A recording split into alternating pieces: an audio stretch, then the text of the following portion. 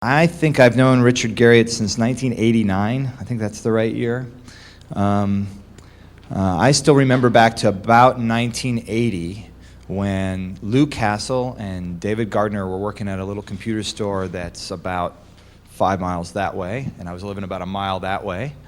And I'd come into their computer store, and all the games were at the back left-hand corner, and I'd come to the bottom, and for some reason, on the bottom of the rack was always Ultima and Wizardry side by side. And at that time, you were an Ultima guy, or you were a Wizardry guy. So I was a choplifter guy. Flash forward to a few years later, and it was part of my job to help convince Richard that Trip had changed, that EA was a place that actually he could join, and that we didn't actually eat children, at least hadn't done it recently at our particular company. And so I was lucky enough to be Richard's boss, and one of the rare people to actually have been Richard's boss and have Robert be my boss at the same time. And I actually found that to be fun. People find that hard to believe, but I thought it was great. Richard is a guy who I always liked because Richard had a particular imagination. When you looked at Wizardry and Ultima, I always had to pick Ultima simply because Richard had a handle. You know, Lord British was cool. It was cool to be somebody else, and I thought he was just using his imagination. I thought it was clever, and then I found out he was that a lot of the time, that people called him Lord British a lot of the time, and people really thought about him that way. And I went through a phase where I thought that was maybe a little weird. And then I went through a different phase where I noticed that Richard lives in his imagination most of the time, but only in the best ways. He uses his imagination in the products that he makes, in the life that he makes for himself, and how he treats people, and the world that he imagines it can be. And so I kind of wish I lived in my imagination that well. So without further ado, Richard Garriott.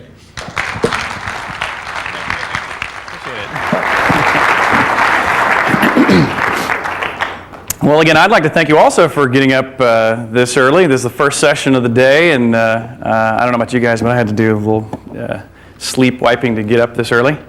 But of course, I want to talk about Attack of the Killer Sequels. And of course, if you're familiar with the Ultima series at all, you know that I've done at least a few sequels. In particular, if you look at the Ultima history, in fact, I actually have a couple of games in my life that were not called Ultima that I worked on. One was a Calibeth, which was really an Ultima prequel, and one was Auto Duel, which was really largely done by my friend Chuck Boucher, but because Lord British was a popular marketing name at the time, Lord British and Chuckles wrote that game. But if you look at the Ultima history, of course, everybody's familiar with Ultimas 1, 2, 3, 4, 5, 6, 7, 8, 9, hopefully.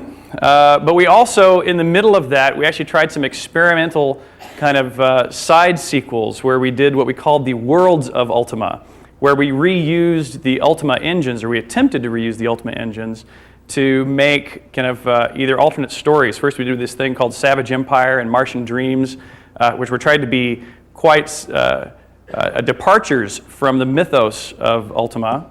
But then it actually turns out those were quite difficult to do. To extract Ultima out of those early engines and insert a whole other game made those two games actually take as long and as much money as the original Ultima, and they didn't really sell as well as the original Ultima. And so even though they were critically acclaimed in some of those cases, economically it wasn't really the right move.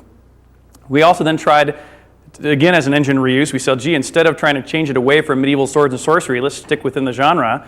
And so we did an Ultima 7 Part 2, but similarly, by the way, just to extract Ultima 7 Part 1 from the code and insert Ultima 7 Part 2 back in the early days of coding before good object-oriented reusable code. Again, that was a very difficult process to go through, and I can talk about that a little later in more detail. We, of course, did a wide variety of mission disks, kind of as property exploitations. Those actually were usually very good economically in the sense of they were, relatively speaking, easy to do and kept the original product selling as well as made additional money of their own.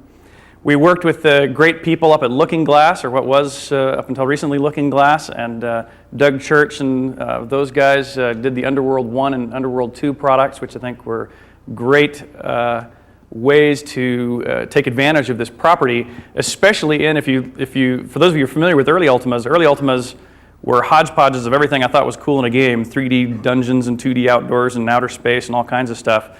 But over time, they narrowed into this tile graphic game for most of its history. And that was right about the time we did the Underworld game, so it was a good way to kind of keep that line going. And then, of course, the Ultima that's still operating and going strong now, which is Ultima Online, and then its kind of add-ons or continuing pieces like the Second Age and Renaissance and Third Dawn, and they have a new one coming up called Blackthorn's Revenge. Now, so when we talk about the importance of sequels or the viability of sequels, first we got to kind of define a little bit what a sequel is, because I believe it's more than just a property and technology sequel. For example, Ultimas 1, 2, 3, 4, 5 are clearly both a similar evolution of technology as well as a similar evolution of design concept, and largely were by the same individual doing it, so the design vision was identical throughout those. But I think it actually includes more things. For example, if you look at Warcraft and Warcraft 2, clearly those are sequels, but StarCraft, I call it a sequel, even though the genre changed from fantasy to science fiction. And so I think you can do a sequel successfully and also change genres in the meantime. Similarly, all the sim products, sim blank, so to speak. There's many of those which you would consider sequels to each other, although obviously things like the Sims are pretty radical departures. What I might call a property exploitation or a property shift versus a true sequel. You could even just say that certain groups or individuals have a design style that transcends even game titles. For example, Sid Meier definitely has a style that I'm not sure that might be beyond the threshold of sequels, but clearly you can tell that it's a Sid game. Peter Molyneux with his God games, God style games are virtually sequels. Or even myself, now that I'm leaving the world of Britannia behind with Ultima, the new games that I'm working on, I clearly believe they are Ultimas in my mind, in the sense of the way that I'm approaching them from a design and world building standpoint. So our new game, Tabula Rasa, that I'm working on, to me feels like a sequel, even though fictionally will be utterly unrelated. And even I actually added this bullet point last night after listening to the Unreal guys up here on a panel yesterday, where they were saying, well, what we did is we basically plagiarized Quake. I don't think they used that word, but it was interesting to hear people yesterday when they were talking about some of the great innovations people have made. They often build directly on the shoulders. They analyze the games they admire, and they turn around and say, oh, wow, here's the things they did right, here's the things they did wrong. It's I think I can make a good step forward in the state of the art of this genre or this exact gameplay model, and those are almost sequels. And they sell very well. And so you go, well, why is it that people are doing this sequelitis? And in my mind, it really is more than just property exploitation. It's more than just saying, hey, look, I've got a product that sells well. Let me make another one with the same title, and I'm sure people will buy it, and I can make more money off of it. Now, clearly, we're an economically based industry, and so, yes, that's clearly part of the thinking to say, versus try something completely new and experimental. Let's stick to something that we know, a formula or a property brand that we know works. However, the way I look at it is I go, if you think about industries outside computer games, for example, movies, like I don't know about you guys, but I've been watching the trailers for The Time Machine recently on television, and as Kelly will tell you, every time the trailer comes on, I jump out of the room and look at the TV to see if I see any more little bits of video I haven't seen yet. And for me, and for old folks like me, the original Time Machine is a great movie. And it's a fabulous movie that's aged well, but of course, you don't really watch it very often anymore because you can see, it's dated. Both the art form, i.e. the way the storytelling was done, as well as the technology, i.e. how compelling the actual pieces of video are, have evolved dramatically in the last 40 years. And so it's a great time to update both the storyline itself as well as the creative process that made that movie. And so it's a great time for a sequel. I'm very excited to see that one coming through the pipe. Well, if you compare that to computer games, our art form and our platform of technology are evolving so rapidly that literally 2 years later is plenty of time for either one of those angles to be considered. Both the literal art form of creation as well as, of course, the more obvious one is the technology to build upon. So I think sequels are very well justified at a much higher rate of speed with computer games. And the speed with which you do them, the release cycle that you might want to put them on, kind of depends on what kind of property you're working with that you're sequeling. For For example, it makes great sense that the EA Sports titles are done on a seasonal, once per year cycle. The sports like football are always through the fall and winter time, and it makes perfect sense at the beginning of football season you want to have the next John Madden football. And so their development process that EA has, I think is one of the most powerful things that EA has done as a company is figure out how to build teams and even stagger development teams to where you can constantly have in the queue a guaranteed release at the 1 year cycle that gets in as much of both the artistic storytelling as well as the technology in as possible, but doesn't worry as much about saying I need to make a particular technological statement, because that cycle is actually more important for that property, for those properties. I'll talk about the third one here. If you look at the third one I've got listed there, the Wolfenstein, Doom, Quake, etc., those are a very different type of game. Those aren't matched to any external cycle. Instead, those games are really based on largely the advancement of both the art form of gameplay and the technology that you can actually wrap them within them to kind of make a great presentation. And so those games, if you talk to those teams, especially the folks, for example, over at id, they're very upfront about we will ship no game before it's time, and they sit on it until they're happy with it, and then they finally ship it. And when they do, it's a great game, and it's made exactly the right amount of forward progress in both gameplay and technology. And as long as the art form and technology are moving fast, you'll see them move fast. And my suspicion is in years where you see it be harder to accomplish those goals, they'll probably take longer to produce those games. But it won't affect their continuing trend of increased sales and leadership of that market segment. And the third category I find interesting has to do with something that's new to me, and it's probably new to you guys too, that the key example of it is this game Lineage that I've inherited through company mergers. For those of you who don't know, after I retired for about a year, after my 1 year non-compete ran out, I started up a game company called Destination Games that existed for about 1 week.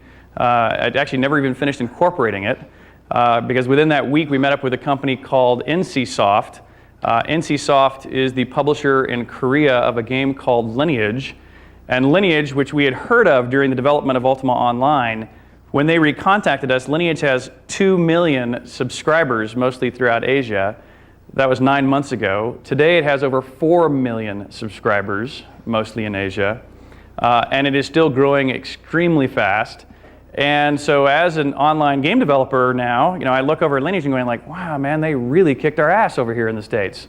And you look at it and you go like, how is it possible that you look at a country like Korea, which has a total population of maybe 50 million people, and how is it possible to have 4 million people, mostly in Korea, but also now a few 100,000 in Taiwan, 100,000 or so now in Japan, where it's just recently beating Ultima Online, as well as Hong Kong and a few other places, Singapore now, and it's interesting to see what they've done for sequels. If you look at, for example, Ultima Online and EverQuest, both of those games have released their principal game. Then one of the magics of being online is that you can continue to update content throughout the year.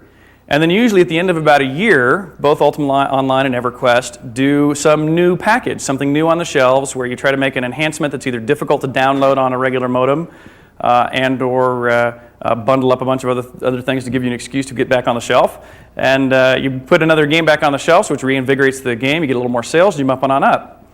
And that seems like a logical progression, but it's interesting that Lineage does actually something quite different. What they do with Lineage, instead of trickling out features over time, they actually hold back their development features. Of course, they'll fix bugs immediately and things of that nature, that are exploits that might come up. But they hold back all of those new features until what they call a new episode release. And they do a new episode about once every quarter. And when they release that new episode, they actually do it with a big marketing push where they put posters in all the game rooms, which is largely the way people play in Korea, is in these game rooms. All the news media is covering it.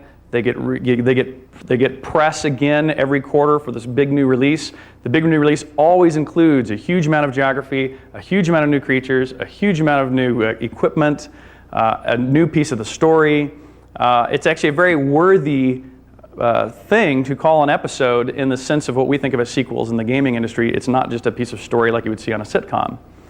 And that model has actually vaulted is one of the primary reasons why Lineage has done so well, because people are continually excited about reinvigorated about the game. And in fact, if you look at their release cycles, you can watch where sometimes they've gotten them out as fast as 2 months, and sometimes they've taken as long as 6 months for a new episode.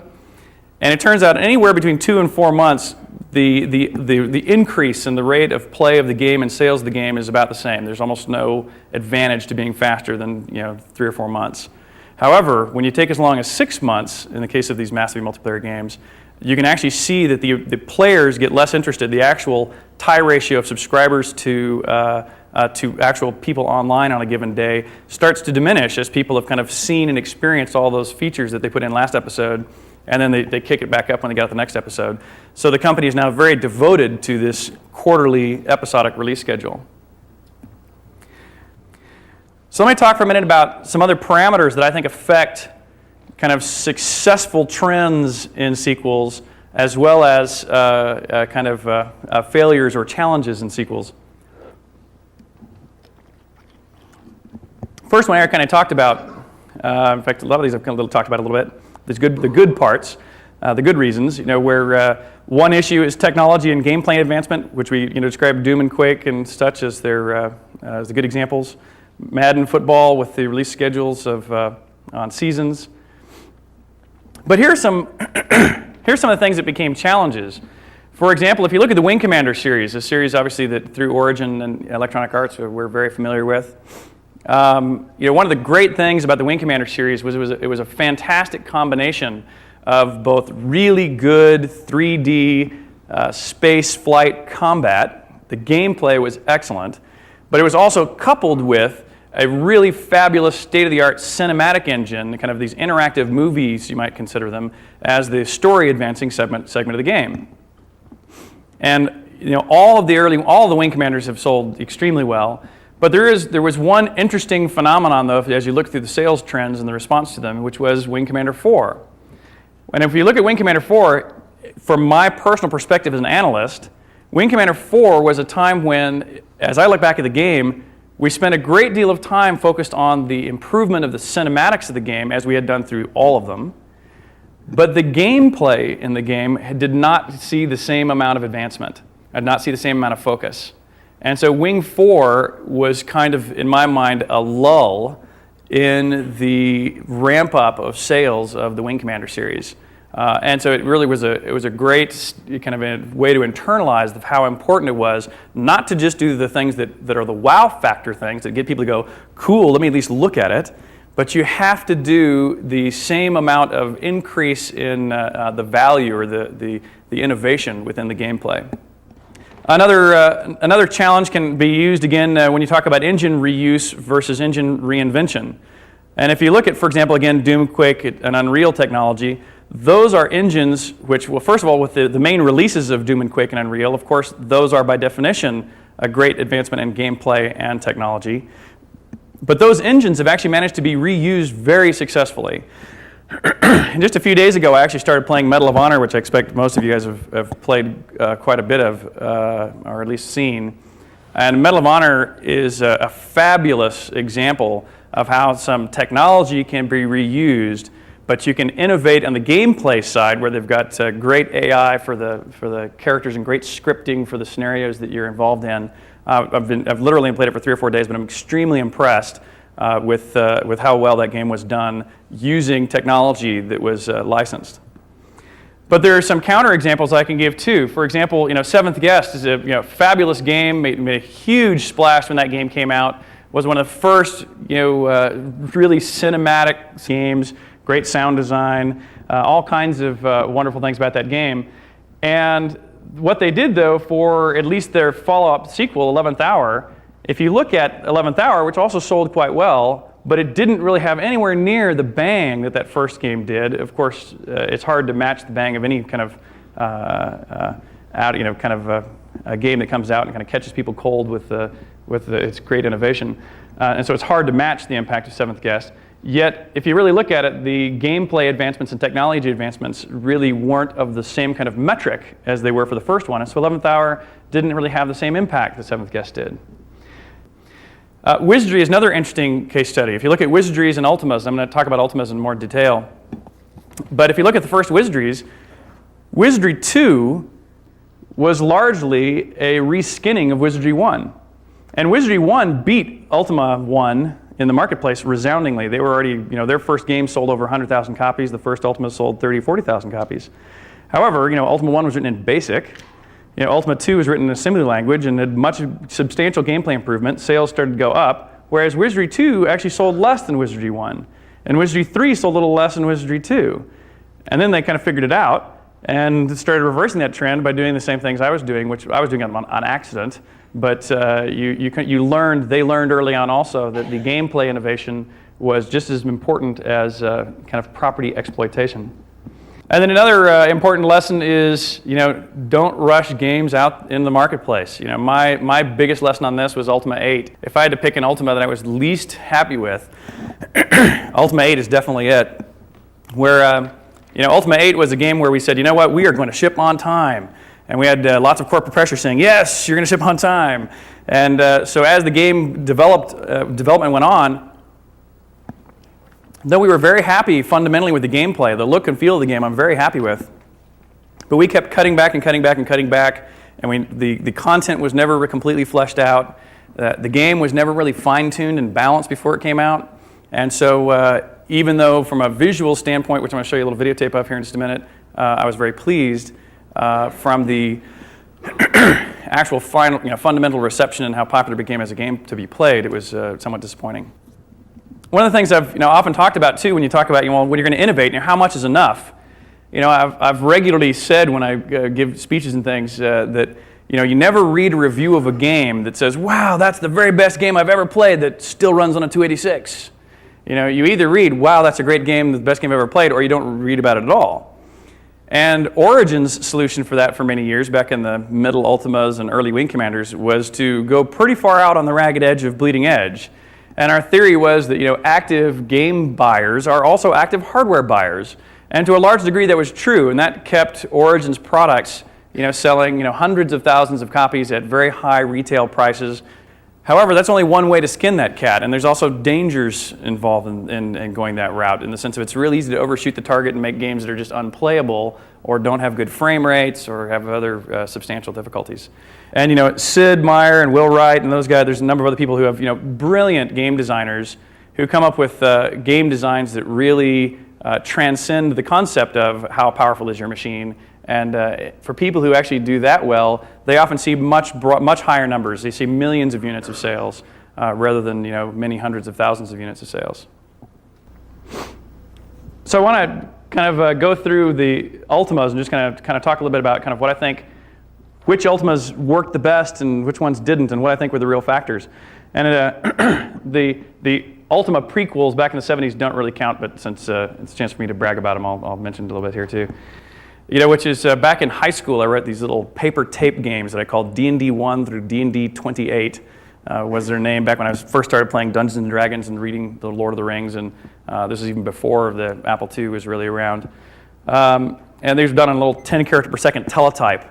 That when you'd make a move and it would print out little asterisks for walls and spaces for corridors and dollar signs for treasure, and you'd hit a key, go north, and you have to wait like 15 or 20 seconds for it to print out the next little 10 by 10 grid of the room around you. But if you change out those asterisks for tile graphics, that's really Ultima. And so I really began the Ultima series in my mind back in about 1974.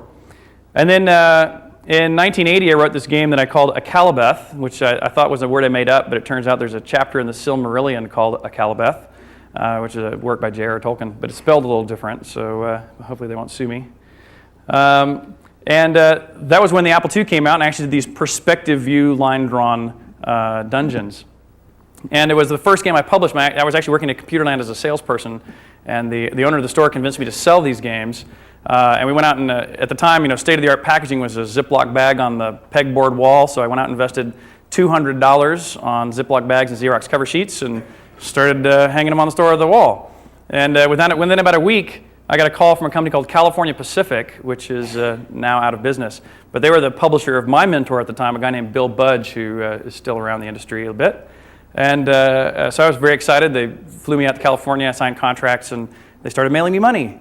And that game sold about 30,000 copies, and my royalties was about $5 a unit. And if you do that math, that's $150,000 for a high school senior who did this game in about 3 or 4 weeks of time at home in the evenings. So, this was a good idea. Let's do more. And so Ultima 1 was actually the first game that I wrote with the purpose of commercial involvement. But it was still everything that I thought was cool in a game. It really did have space and dungeons and all kinds of junk all wrapped into one. And I only had the 32 tiles that I drew out on graph paper, converted into binary, converted that into hexadecimal, reversed the bits to get the Apple graphics, typed in those numbers in hex, wrote a piece of code to, in fact, I didn't know assembly language. I had a friend write a piece of code to blit those onto the screen. There was no map editor, no graphic editor. Everything was completely brute force. But that game sold about 50,000 units. And so I was like, wow, this is still going great. But as soon as I finished that, I went, wow, if I only learned assembly language like my friend here who wrote the tile graphic routine for me, I could really make this game considerably better, both from a technology and gameplay perspective. And so I started over again and wrote Ultima 2. But of course, Ultima 2 was my first ever assembly language program that I ever wrote. And so frankly, it was pretty clunky. And so as soon as I finished it, I went, wow, this piece of code's a bunch of trash. If I just wrote it all over again from scratch, I could do a much better game. And you can see this pattern that started in 1, 2, and 3, which was frankly an accident associated with the fact that I was such a crappy programmer to begin with. But what happened is I started this pattern of innovation, this pattern of maximizing this technological forward progress and also game design, since the art form was truly just beginning, that really did make each of those games better than their predecessors. And this is the same time as Rigi 1, 2, and 3 that I was just mentioning earlier, where the same trend may not have been true for them. Then with Ultima 4, Ultima 3 was the first game that Origin published, and so I began to get feedback and, quote, fan mail that called me the satanic perverter of America's youth, and a title I'm proud of to this very day. But it was also, I'd finally moved out from my parents. I'd also dropped out of college to now do this full time. It was a very soul-searching time for me, and I decided I wanted to do a game that was, I'd already done 3 games of go kill the big evil bad guy, and so I wanted to pay much more attention to the storytelling aspect of these games, and I wanted you, the player, to really live the life of a hero and actually perform good deeds versus kill all the town folk to get all the things you need to kill the bad guy, which is what everybody usually did, as well as killing Lord British, which everybody did. And when I worked on Ultima 4, it was the first game I worked on that actually took me 2 years. And because I was paying so much attention to this kind of ethical parable content, I was really worried the game was going to be a flop. I mean, I seriously had substantial doubts that this game would sell well. And I was, of course, quite pleased when it actually became the first best-selling Ultima in the series. However, again, as a critique, the game is actually quite simple. It's very black and white. There's, the good guys wear white hats, so to speak. The bad guys wear black hats, so to speak. And never the twain shall meet. And it was really easy to tell who your friends were and who your foes were. So from a storytelling standpoint, it's still quite thin. And so Ultimas 4 and 5 and 6 really became the period of time where I began to evolve, at least for myself, the craft of storytelling. So again, if you look back at 1, 2, and 3, that's kind of learning the craft of technology advancement and making a game. Ultimas 4, 5, and 6 are learning the craft of storytelling in role-playing games. And so Ultima 6 was, again, the first time we stepped off and did the Worlds of Ultima games, which were, they weren't flops by any means, but they didn't shake the earth in any way from a sales standpoint. And then Ultima 7, 8, and 9 are when now, I feel like myself and the rest of the team that I would work with, had become competent at actually making games and advancing the technology. We were competent at being at least beginner storytellers. And now we could begin to focus on gameplay. Now, gameplay was something a lot of other games had already focused on for many years, but for the Ultima series, it was kind of late in coming for us. But Ultima 7 was, in my mind, the first game where we really sat down and started paying really close attention to the user interface, to the actual dynamics of gameplay, to make the moment-to-moment experience in the game really as positive as possible. And of course, since Ultimas had now gone on for a while, I began to finally accept the fact they were going to probably go on for a while longer. And whereas Ultimas 1, 2, and 3 really had nothing to do with each other, one was in my D&D world of Caesarea, Ultima 2 was on Earth with time travel, Ultima 3 was back in a mutated version of my old D&D world, and finally with Ultima 4 and 5 and 6, I began to at least plan on the end, wherever the last one ended, I started there. Ultima 7, 8, and 9, I actually had the foresight to look ahead and go, hey, I'm going to introduce some characters that survive, the principal bad guy, the Guardian that survived the Ultima 7, 8, and 9, as well as other aspects of the storytelling. But then again, we really mostly focused on gameplay, which was about time. And and as I said earlier, Ultima 8 is the one where really was kind of my biggest lessons associated with how to manage releases of games. And then Ultima 9 actually was, of course, as many of you probably know, was in full 3D, which was a big switch for Ultimas. Even though early Ultimas included 3D, Ultimas have been based upon interaction with small objects, rings and knives and things that you pick up and put down in very small spaces. And so until 3D hardware really came out, it was difficult for us to take the Ultima series into 3D, but finally Ultima 9 took us over across that hurdle. What I want to do now is I want to show you a little video of just little snippets of Ultimas 1, 2, 3, 4, 5, 6, 7, 8, 9, and I want to talk to those little pieces of innovation you can see, hopefully, through those, if you would please.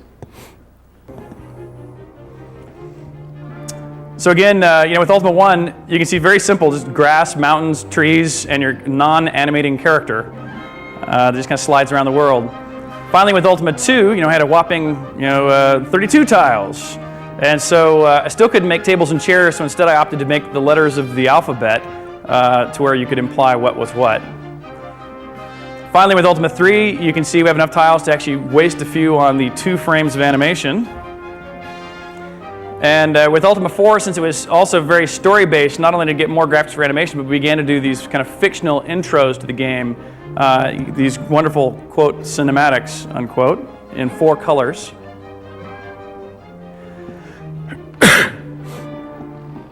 Ultima 5, you can see we didn't have enough tiles to do things like animate the water, there's even shallow water and deep water, multiple scales of vegetation. You begin to see, quote, furniture like those columns in the castle.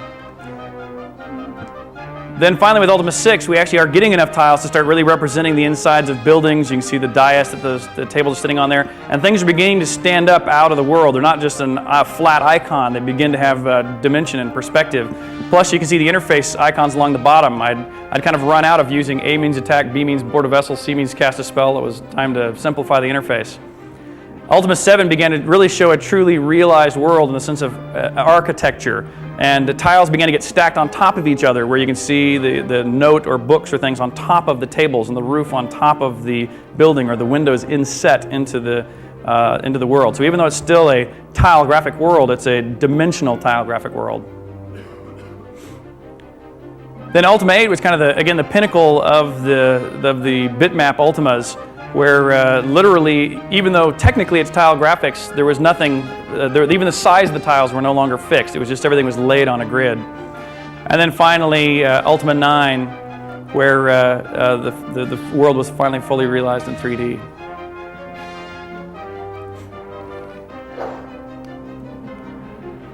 Ultima 9 was an example of, I think it's a very beautiful game. I love the look of this game. But at the day of its release, it was actually a little bit ahead of the curve as far as hardware demands were concerned. If you go back and play it now, it plays great.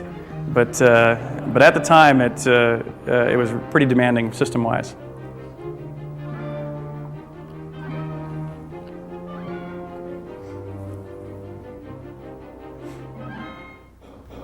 So anyway, that was a fun 20 years of my life was spent creating that series. Thank you.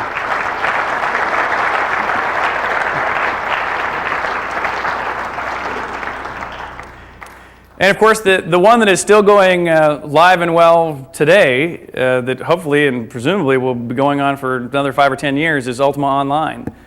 Now, when you talk about sequels, online games have a whole new set of advantages and problems for creating sequels. First of all, of course, by taking Ultima into the massively multiplayer genre, that was a clear technological and gameplay innovation.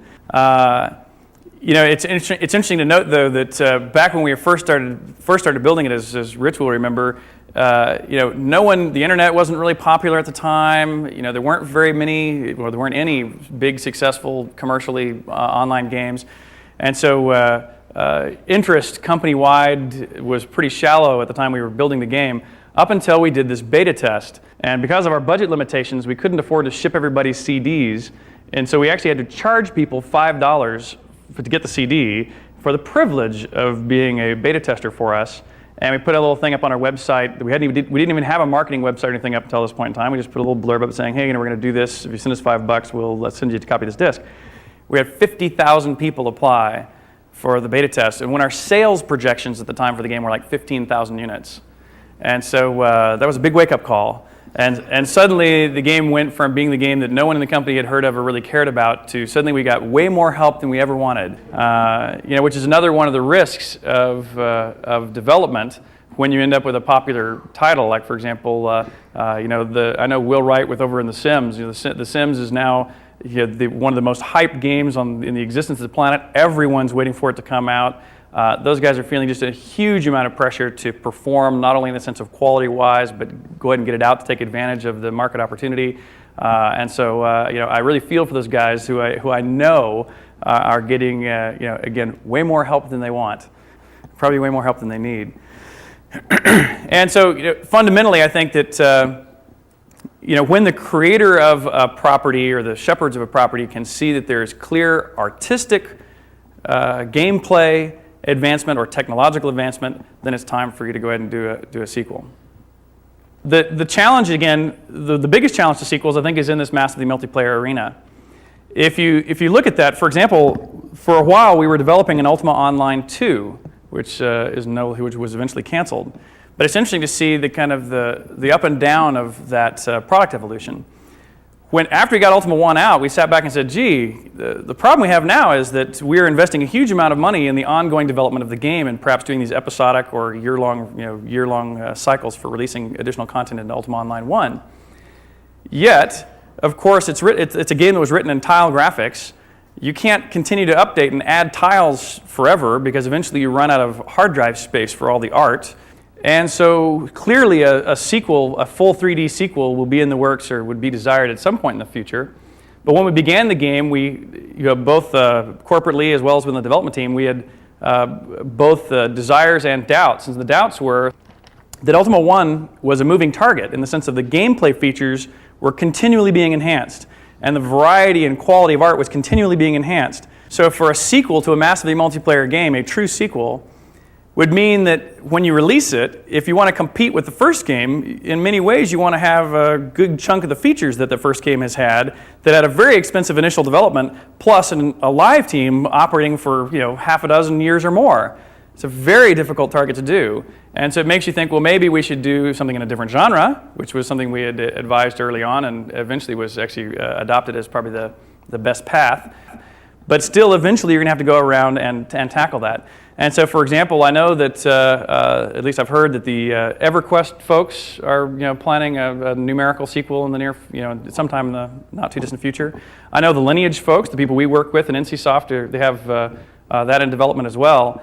And it's going to be a real challenge to figure out how to segregate, how to either keep the first game alive and make it a new game that isn't a direct competitor but still uses the same property, or are you going to try to transition your player base from the old one into the new one?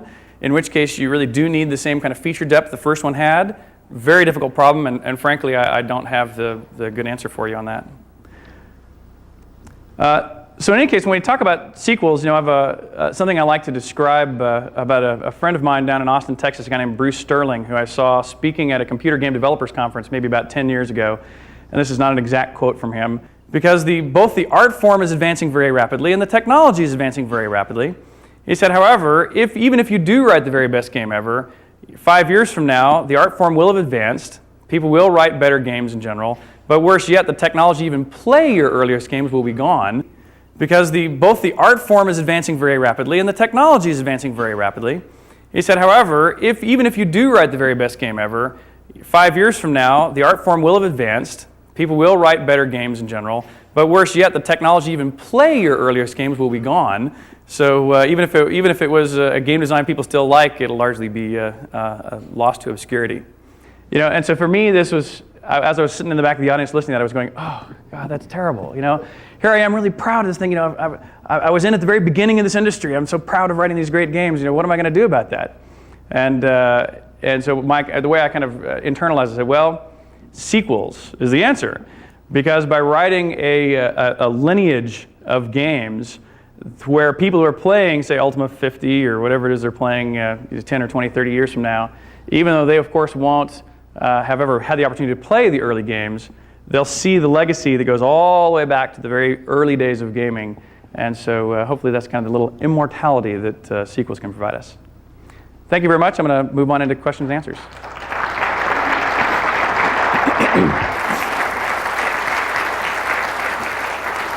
And if you would, by the way, they've got microphones here in these two aisles, so if you have a question, please come up to the microphone so they can hear you on audio. What point along the way did you add additional people to work on the projects with you? I know it sounded like the first few you were totally solo, and then at some point later you probably had other people helping. Yeah, that's exactly right. So the first 4 Ultimas were largely written on my own. And in some cases, I did have help. For example, in the first Ultima, I had a friend of mine write the tile graphic routine for me to blit tiles on the screen. And fairly early on, I began to work with some artists. There's a guy named Dennis Loubet who did all of the Ultima covers except Ultima 2. And so art was something I got some help on throughout, even prior to Ultima 5. But Ultima 5 was the first time where I actually started with a formal team. And let me tell you, that was a very interesting and difficult transition to go through. Because there was the first time where I had this vision in my head, and I had this way that I would write the code in my head, or at least the way I would have done it had I had it in front of me. And it's the first time you give somebody else, say, okay, you go make the monsters work, or the monster AI. And the code would come back structured in a way that you wouldn't have anticipated, and the results were something that wasn't exactly what you anticipated. And in some cases, you go, wow, that's cool, I didn't think of that. And in some cases, you go, oh, that's wrong. And it's actually a very difficult thing to give up micromanagement control of every detail of the game. But after say, Ultima's 4 and after 5 and a little bit into 6, you eventually embrace it as not only a necessity, but you eventually find people who you really trust who exceed your capabilities quite thoroughly. And so, for example, now I still consider myself a game designer. I'm clearly not a coder. I've never actually programmed in C in my life, and in fact, on a PC, I've never programmed in my life.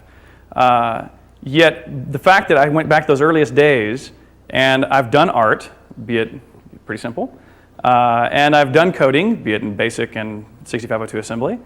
But the design part of it is obviously the place I still feel the most qualified.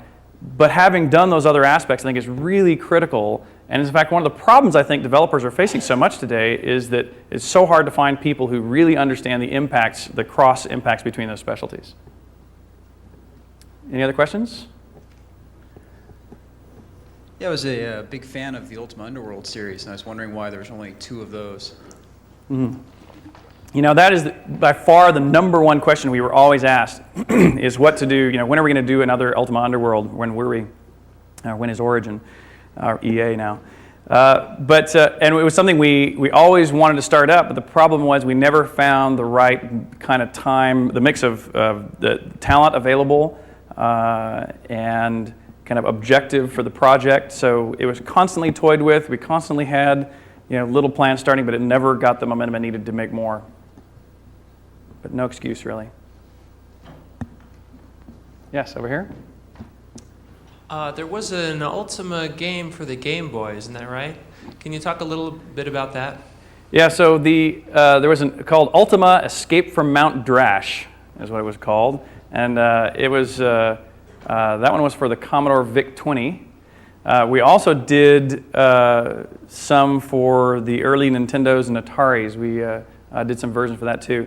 But that very earliest one was actually done by a friend of mine, a guy named Keith Zabalawi, who now does war games for his own company, Atomic. And that was back in the Ultima 2 era with Sierra. And frankly, that was a marketing tie in the sense of he did this game. We were working together in our closets back in Houston. And he made this game that was very Ultima-like, but wasn't intended to really be an Ultima originally. And when we submitted it, as my buddy submitted it to Sierra, and it was so clearly an Ultima in the sense of its design sensibilities, we labeled it Ultima. And then we actually did do console conversions of some of the middle Ultimas, which was another interesting lesson in the design differences between PCs and consoles. You know, Ultimas are very much designed as PC games. And the console versions we did, you can actually see the difference between the ones that we tried to make literally a conversion of the Ultima, which did quite poorly in the marketplace, and the ones that we did, like for example, there was a Game Boy one, which may have been your actual original question. There was a Game Boy one called Runes of Virtue, which was actually a from-scratch written Ultima that was written by the same guy that did the conversions of the other ones. But he did it saying, look, we know the converting an Ultima to the consoles didn't really work well. Let me start and make a console game with the Ultima spirit. And that game actually did very well. So that clearly was the way to go. For 4 years, he says it sold quite well. Rich Ellman tells me here. This is our last question, I'm afraid. There's a movie coming out, I guess, out of the crazy taxi game, but why wouldn't Ultima, with all its stories and characters, have ever been turned into a movie? Actually, I think Ultima would make a really good film. I think that's true, too, that if you think of the games that were made into films, most of them were pretty thin in the area of actual content. They were usually good gameplay, but thin in content. So I think that it could have been very strong. And we actually toyed with it. We actually had...